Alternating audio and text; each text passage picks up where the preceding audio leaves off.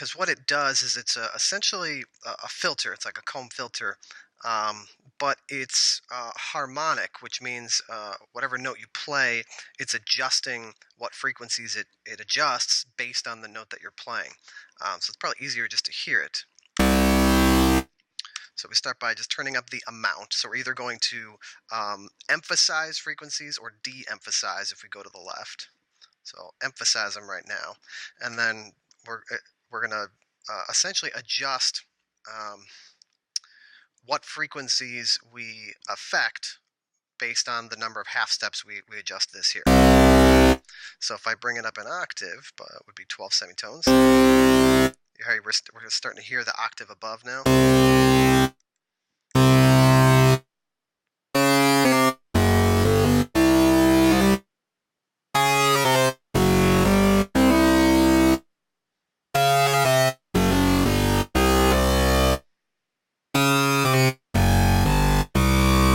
And you notice that some of those, even though I'm adding in here, you get some weird stuff going on depending on which semitone that you're on. So generally speaking, you're going to get more harmonic, kind of more additive sort of sounding stuff if you are at 5 or 7 or 12, because those are your octave, perfect fourth, and perfect fifth. And then all the rest of them are much more inharmonic intervals, so they're going to do kind of more crazy stuff to the sound. So listen to that again. So there's nothing. Here's one semitone, right? And then compare that to 7 semitones. Now that sounds much more almost like in tune. And then obviously we can detune it as well.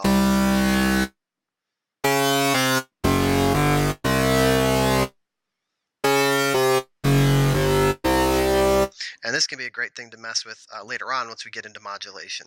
So let's just double check what we actually had it set on in my preset. So it was 12, and actually I think that's about what we have right now, isn't it? Let's go up to 12. Let's set transpose to 12 and set the amount to the right. Oh, to the left. I did the opposite. Compare that to this. That's kind of cool.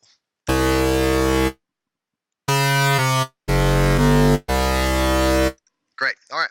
So then after we go through the feedback module, we move into the filter. The filter is a pretty straightforward filter. Let's turn it on. And you see the picture of what's happening to the frequencies. So this left side is our low frequencies, and the right side is our high frequencies. And then we can change different types of filters. So we've got 2 different types of high pass or low pass. We can adjust this that way. And so now we have a high pass. Now we have a low pass. Listen to the difference. Right, cut out all the bass or cut out all the highs. Here's the filter off. And we can kind of see this visually if I open up an analyzer here. And let's see if I can, readjust these guys so we can see them both. All right, so there's low frequencies all the way through high frequencies. Watch as I turn the filter on. So I lose. And then I can adjust what frequency the center of this is at. All right, see how we're losing all the high frequency stuff? And I can open it back up again.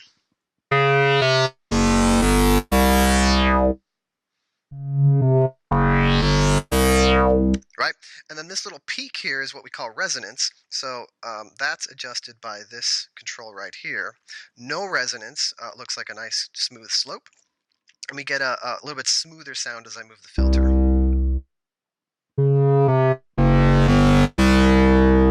We don't hear the filter moving as much, but we add resonance if you want to actually hear the motion of the filter.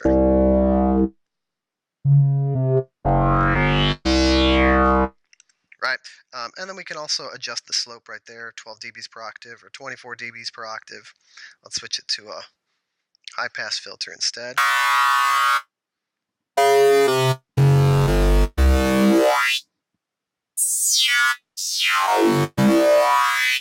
Right, And you can imagine how later on what we're going to do is we're going to use some of our modulation stuff down here to actually make this move automatically. Which you could also do through clip envelopes if you wanted, but we'll get into all that stuff later on. So let's put this back to what I think it's supposed to be in our original was, yeah, all the way to the left. Good bit of resonance, and then some drive. The drive is just adds some distortion into the mix as well. And then 24, it looks like. And this guy's at about 63 or so semitones. So let's do that. I'm going to close, well, we can leave you open for now. So we'll set this to around 63-ish. Bring our resonant peak up a little bit more, 24. Switch this guy back to a low pass. And notice we can kind of morph between the two. So if we put it right in the center, we have essentially what's called a band pass, where we're only letting the middle range pass through. It's a different sound as well. Okay, all that looks pretty good. So after we go through the feedback and the filter, we'll move on to the next couple sections. So after our sound goes, it starts with the oscillators. Remember, we've got oscillator 1, 2, and the sub. Everything eventually goes to the mixer, where we control the volumes of the oscillators. Then that mix then comes out, goes to our feedback module, and then all of that comes out into the filter. After the filter, we then move into the stutter module and then into the formant module, which we're going to look at the stutter module a little bit later on. But just to give you a sense of what the formant does, it's essentially another type of filter, but it's like sending your sound through a vowel. So let me just turn this on and you'll kind of hear what I'm talking about. And we're going to turn this down because it's a really resonant filter, so it tends to make stuff a whole heck of a lot louder.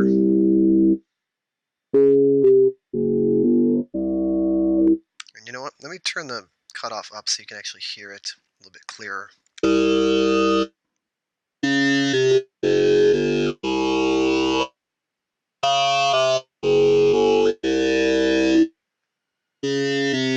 You can almost hear the vowel, literally the vowel, like E, A, and then I think it's O, yeah, and then Ah, and then here this was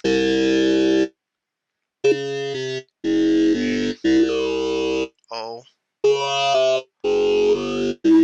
And so again, this is great in terms of just getting a cool sound, but this is another really great thing that we can modulate later on and have it kind of move around automatically.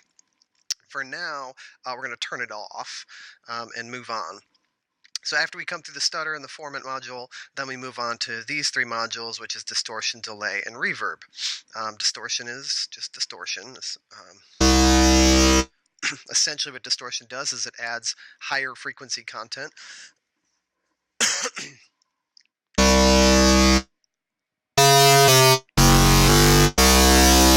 So you can hear it getting dirtier as I bring that up. The mix control controls how much of the distorted signal compared to the original signal that I get. So all the way to the left, there's my original. And then I'm starting to mix in the distorted signal. And then we can change, we've got several different types of distortion, soft clip, hard clip. They all sound a little different. And if it sounds like terrible, then maybe that means you've got like too much drive or something.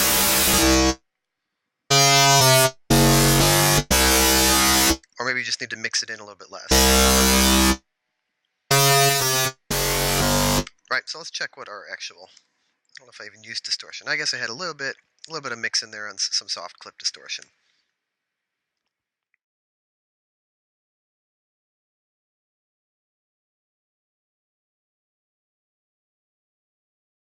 And then now let's take a look at what happens when we get to the delay and the reverb modules. So delay is essentially, you could think of it as echo. It's an echo module. So as we turn this on, we can control what the timing is of the echo, and then how much of the echo that we hear, and then feedback controls essentially how long the echo occurs. So feedback is essentially at 0. Oops, there we go. then we'll only hear one echo, and the more feedback that we have, the more echoes that we will hear. So let's take a listen. Let's crank it up so we can really hear it, and then I'm going to set this to a shorter value.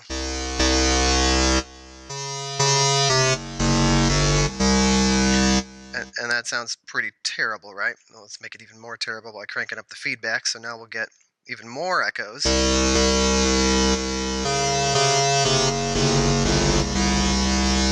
Right, so that's pretty awful. But we're going to use the delay instead of as an echo. We're going to use it to just give it a little bit of a tail on the sound. So one way we could do that is just turn this value all the way to the very, very smallest musical value, which is the 64th note, and then turn our feedback down so we don't really get any extra other than just the one echo, and then turn our mix down a bit. Here's off.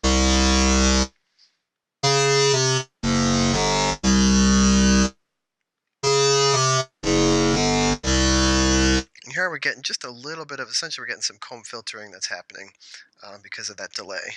Let's take a look at what I actually had it set at. So 64 with just a little bit of feedback, and then just a little bit, tiny bit in the mix. A little bit in the mix, a little bit of feedback. Right, so we get some extra harmonics there that we didn't have before. And then finally, we move to the reverb module. Reverb is the sound of a room, which is going to be pretty obvious here. Right, suddenly we're in some sort of a hall. Right, so first of all, mix is how much reverb we hear. No reverb, way too much reverb.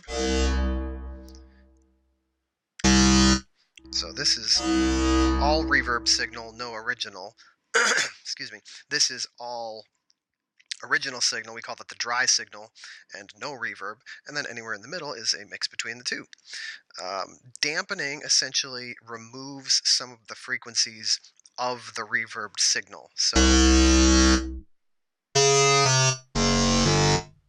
yeah, it dampens it down so that the tail isn't quite as long.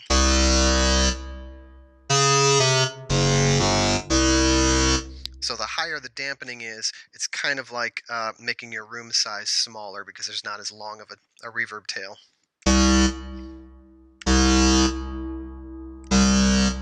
And then feedback does a similar sort of thing. So let's just check out our original settings we got here. So a little bit of feedback, a little bit of dampening, and then a kind of 25% mix or so. A little bit of feedback, a little bit of dampening, and then about 25% or so mix. And then compare that to this. And you hear it most at the end, right? Yeah, so it just fills in the sound a little bit. And actually, that's probably still a little bit too much, so we'll pull it down. So that's it in terms of the basic sound generation modules that we have. This is the kind of nuts and bolts of the core of the sound. Everything that we're going to look at from this point forward is how we then modulate or change some of these parameters over time. And we will take a look at those in the next video.